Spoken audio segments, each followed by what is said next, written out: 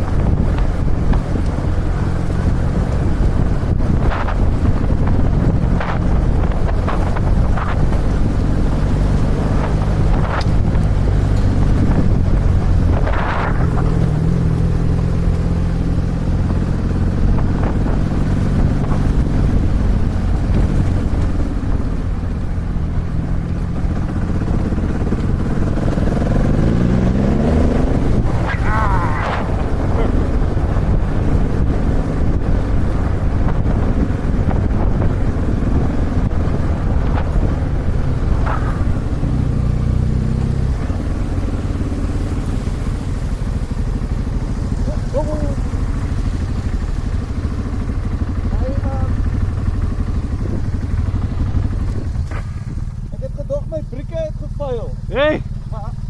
Oh.